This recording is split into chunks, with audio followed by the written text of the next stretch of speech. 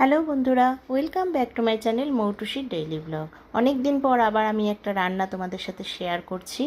আমি এখানে 2 রকম সর্ষে বা 2 চামচ করে নিয়ে নিয়েছি, তার সাথে নিয়ে নিয়েছি 2 চামচ পোস্ত। এইবার আমি লবণ, হলুদ আর 5-6টা কাঁচা লঙ্কা দিয়ে একটা মিহি পেস্ট করে নেব। আর বন্ধুরা, আমি এখানে আজকে নিয়ে নিয়েছি ইলিশ মাছ। বর্ষায় এটা কিন্তু ভীষণ অ্যাভেলেবেল বাজারে, আর খেতেও খুব ভালো হয় রান্নাটা। আমি আজকে ভাপা বানাবো। আর তোমাদের যেমন বললাম, আমি কিন্তু শস্য পোস্তর একটা মিহি পেস্ট তৈরি করে নিয়েছি।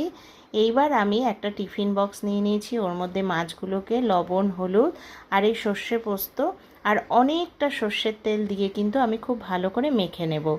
এইখানে কিন্তু কার্পণ্য করলে চলবে না, তেলটা একটু বেশিই দিতে হবে, কারণ এইগুলো তো রোজ রোজ রান্না হয় না। তাই একটু একদিন তেল খেলে কি কোনো অসুবিধাও নেই।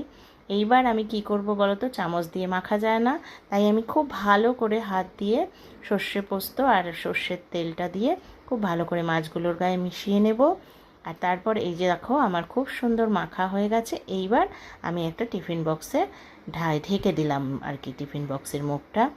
এইবার কি করেছি বলো তো, একটা বড় গামলার মধ্যে আমি একটা স্ট্যান্ড বসিয়ে কিছুটা জল ফুটিয়ে নিয়েছি। আমি এর মধ্যেই এটা দমে দেব। টিফিন বক্সটা আমি বসিয়ে দিলাম।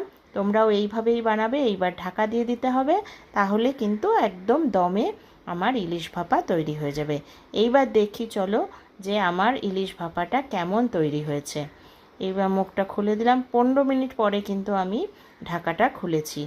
এই দেখো বন্ধুরা, কি সুন্দর তৈরি হয়েছে। আর এটা গরম ভাতে খেতেও কিন্তু খুব ভালো হয়।